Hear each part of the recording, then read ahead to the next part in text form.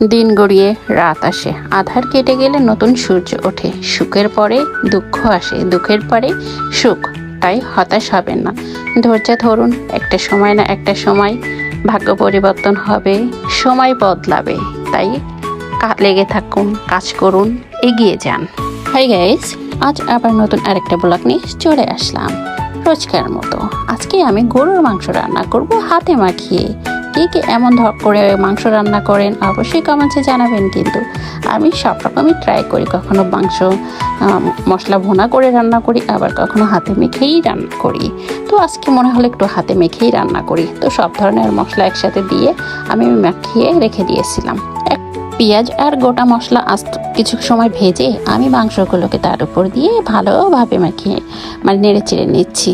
তো যত ভালো করে নাড়বেন ততই তো ভালো হবে। তো দেখতেই পারছেন কেমন লাগছে, তেলটাও কেমন বেরিয়ে আসছে।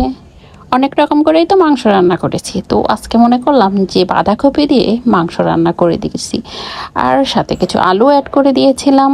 তো বাঁধাকপিগুলোকে দিয়ে আমি মাংসগুলোকে ভালোভাবে নেড়ে চেড়ে নিচ্ছি, যাতে সব কিছু ভালোভাবে মিশে যায়। ভালোভাবে মিশলেই না ভালো রান্না হবে। তো এইভাবেই রান্না করতেছি। কন্টেন্ট ক্রিয়েশন অতটা সোজা নয়, আর আমরা যারা রান্নাবান্নার ভিডিওগুলো তৈরি করি প্রতিনিয়ত আমাদের একের পর এক কাজ করে এগিয়ে যেতে হয়। তো এভাবেই আমাদের নিত্য নতুন কাজ এবং রান্নাবান্না এগুলো সুন্দর করে ভিডিও করতে হয়, তারপরে সেটাকে এডিট করে আপনাদের কাছে প্রেজেন্ট করি। আমাদের কষ্টের কি আর শেষ আছে?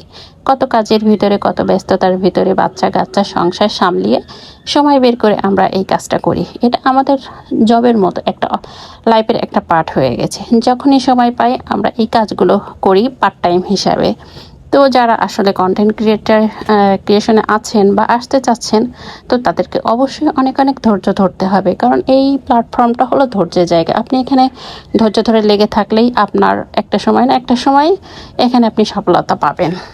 তাই সবার জন্য রইল অনেক অনেক শুভকামনা।